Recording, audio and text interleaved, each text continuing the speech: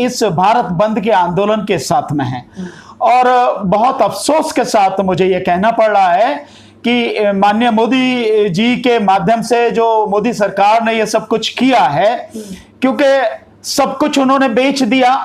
तराजू तराजू की भी जरूरत नहीं, बिना तराजू के ही पूरा देश उन्होंने बेच दिया, अपने यारों के हवाले कर दिया। एक किसान और किसान की जमीन बची हुई थी, आखिर में उन्होंने उसे भी बेच दिया।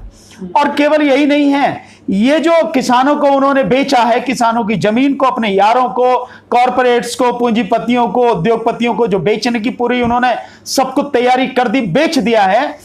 उस स्थिति में ये जो कॉल करनी पड़ रही है वो एक बहुत गंभीर परिस्थिति की तरफ इशारा कर रही है। ऐसी महामारी में जिस समय लगभग 1 लाख जो संक्रमित मामले हैं कोरोना के और 1100-1200 मौत रोजाना हो रही हैं, जो सरकारी आंकड़े हैं उनके हिसाब से, जो सरकारी आंकड़े जिनका पता ही नहीं है उनके हिसाब से क्या स्थिति होगी आप इसका तो अंदाजा लगा ही नहीं सकते। पर फिर भी सरकारी आंकड़े लगा लें, उस सब के बावजूद भी जब लाखों लोग संक्रमित प्रतिदिन हो रहे हैं, 1100-1200 मौतें हो रही है, उस दौरान अगर किसानों को, किसान संगठनों को, सामाजिक संगठनों को, जागरूक सामाजिक कार्यकर्ताओं को, राजनीतिक पार्टियों को भारत बंद की कॉल देनी पड़ रही है, तो परिस्थिति की गंभीरता का आप अंदाजा लगा सकते हैं। यह तभी है कि जब सब कुछ खत्म हो चुका है, उसी के बाद ये सब लोग जागने की कोशिश कर। किसानों को कोई रास्ता नहीं दिखाई दे रहा है, इसीलिए सड़कों पर उतर नहीं। देखिए, अगर रास्ता होता तो निश्चित रूप से कोई और रास्ता अपनाया जाता, लेकिन कौन सा रास्ता? इस सरकार ने ये बिल लाने से पहले जब ये अध्यादेश लाए थे तब नहीं पूछा, अध्यादेश के बाद में अब जब ये संसद में बिल लाए उन्होंने तब नहीं किसानों से पूछा। किसान आंदोलन कर रहे हैं सड़क पर, किसान संगठन आंदोलन कर रहे हैं सड़क पर, उस सबके बावजूद भी इन्होंने नहीं पूछा, तो माना क्या जाए?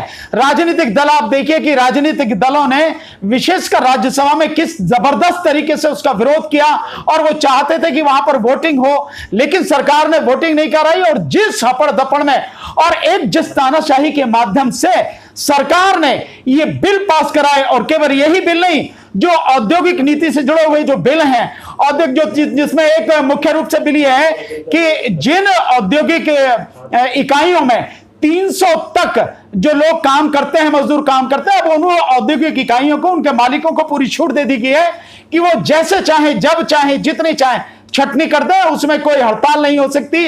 हड़ताल के पहले 14 दिन का नोटिस देना पड़ेगा। इसका मतलब यह है कि मजदूरों के, श्रमिकों के सारे अधिकार सब खत्म कर दिए।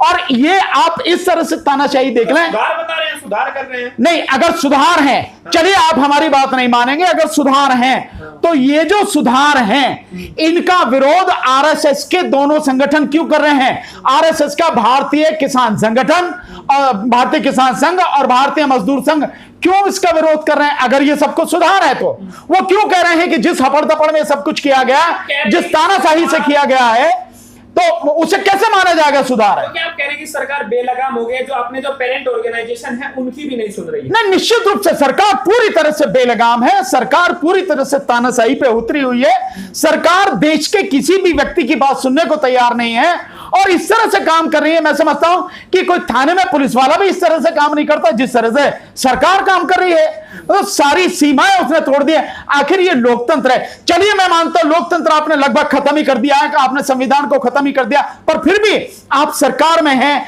आप लोगों के द्वारा, चुने हुए लोगों के द्वारा आने की बात कर रहे हैं। आपको जो है 22 करोड़ से ज्यादा वोट भी 2019 के चुनाव में मिली है, तो क्या आप लोगों की बात सुनने को तैयार नहीं है?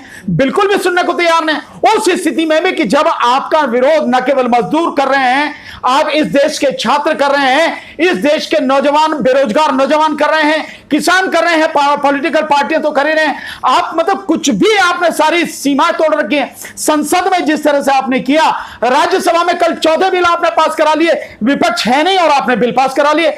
मतलब ये जो जिस तरह की तानाशाही हो रही है, इसे क्या कहेंगे आप? मतलब आपके मन में आज आपके पास में जो कहेंगे जी, तानाशाही कहेंगे या बेशर्मी? नहीं, बेशर्मी और नंगपना, तानाशाही और अन्याय और अत्याचार जिस तरह से भी हो सकता है वो सब कुछ सरकार कर रही है। आप कुछ भी शब्द उसके लिए इस्तेमाल कर सकते हैं। मैंने नहीं देखा, मैंने क्या दुनिया में शायद ऐसा कभी हुआ होगा जिस तरह की तानाशाही ये की जा रही है। राष्ट्रपति महोदय से मिलकर आए। नहीं, राष्ट्रपति तो गुलाम है। मुझे बहुत दुख के साथ कहना पड़ रहा है कि राष्ट्रपति गुलाम है। राष्ट्रपति तो मोदी ने अगर फोन कर दिया तो राष्ट्रपति तो सोते सोते उठ जाएगा। राष्ट्रपति की तो ये हालत है, कुछ नहीं होने वाला है। राष्ट्रपति से मिलना निश्चित रूप से मैं मानता हूं लोकतंत्र में एक संवैधानिक लोकतांत्रिक प्रक्रिया है, लेकिन राष्ट्रपति जी का रोल क्या है? कुछ भी नहीं। राष्ट्रपति जी तो जो प्रधानमंत्री कहेंगे वो करेंगे। हाँ, राष्ट्रपति जी कर सकते हैं, बहुत कुछ कर सकते हैं। अगर चाहें तो बिल साइन करने के लिए राष्ट्रपति जी के पास जाएंगे, राष्ट्रपति वहां पे अड़ंगा लगा सकते हैं अगर चाहे तो, पर ऐसा तो कुछ नहीं कर रहे राष्ट्र। ये बिल्कुल देखिए, हम भी कह रहे हैं और सब किसान जो है सारे यही इसी बात को कह रहे हैं। आपने जो तीनों कानून हैं आप उनमें प्रावधान कर दीजिए कि किसान की जो फसल है, जो 23 फसलों के दाम किसान एमएसपी के दायरे में लेके आई हुई है, लेकिन अमूमन जो देखा गया वो दाम जो एमएसपी में है वो मुश्किल से 2-3 फसलों के ही दिए जाते हैं। कहने को कुछ भी कही जाए, एक गेहूं का और एक धान का, और किसी का एमएसपी वगैरह अधिक दिया नहीं जाता है। तो जो 23 फसलें हैं उन 23 फसलों का जो एमएसपी का दाम है, किसान वो 2 चीज निश्चित कर दे। मैं ये नहीं कह रहा हूं, मैं केवल उस बात से सहमत नहीं हूं कि उसको जो निश्चित कर दे कि एमएसपी नहीं मिलेगा तो उसको दंडित किया जाएगा। एक चीज और, एमएसपी भी जो स्वामीनाथन कमीशन के अनुसार एक्चुअल में C2 है, जिसमें लागत के साथ साथ किसान की मेहनत भी शामिल है, उस पर जो 50% बढ़ाकर जो एमएसपी है वो आप फिक्स कर दीजिए। और उसके बाद में अगर कोई भी खरीदता, कहीं भी खरीदता है, खरीदने दीजिए, जैसे आप कह रहे हैं वैसे करने दीजिए।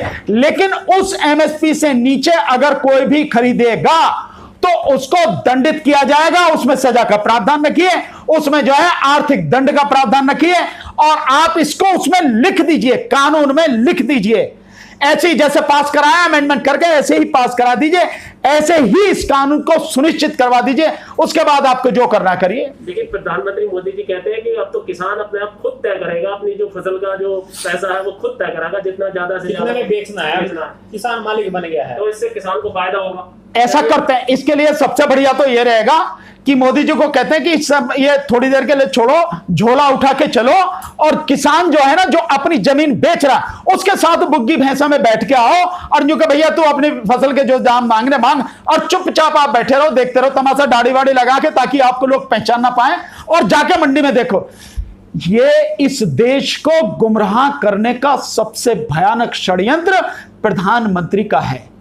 जो मजदूर है, जो किसान बहुत ही कमजोर है, जो किसी हालत में अपनी फसल को रोक नहीं सकता, जिसके पास भंडारण की कोई सुविधा नहीं है, कोई क्षमता नहीं है, कोई उसकी स्थिति नहीं है, वो किसान, उसकी मजबूरी है कि उसे बेचना पड़ेगा। और अपनी शर्तों पर बेचने की जहां बात आएगी, उसकी फसल कभी नहीं बिकेगी और वो पूरी तरह से तबाह और बर्बाद हो जाएगा। और अगर इस तरह से हुआ तो जो आत्महत्याओं का सिलसिला आज है, आत्महत्या उससे कई गुना बढ़ जाएंगे। किसान अपनी मर्जी पर कभी नहीं बेच सकता क्योंकि उसकी क्षमता भंडारण की नहीं है। इस सच्चाई को समझना निहायत जरूरी है। अफसोस प्रधानमंत्री किसी सच्चाई को, प्रधानमंत्री वो भंडारण की जो छूट दी गई है वो व्यापारियों के लिए दी गई है, और यही तो मैं कह रहा हूं, व्यापारियों के, उद्योगपतियों के, पूंजीपतियों के तो यार हैं प्रधानमंत्री, और इसीलिए उनको छूट दी गई है, और इसीलिए कालाबाजारी बढ़ेगी। कालाबाजारी बढ़ेगी तो इसका असर हर किसी पर पड़ेगा। जो चीज आज खरीदी जाएगी वो 3 गुने, 4 गुने, 5 गुने दामों में कल बेची जाएगी। उसकी कीमत बढ़ाकर, माल को दबाकर कीमत बढ़ाकर वो बेची जाएगी, और उसका रास्ता किसी पास सरकार के पास नहीं। राहुल गांधी ने कहा है कि गरीबों का शोषण और अमीरों का पोषण। बिल्कुल सही कहा। अगर बहुत सीधे शब्दों में कहा जाए, इसे लयबद्ध करके कविता के रूप में कहा जाए तो बिल्कुल सही है कि ये जो बिल आए हैं इनके माध्यम से किसानों का शोषण और अमीरों का पोषण होगा। बिल्कुल सही है। Thank you sir.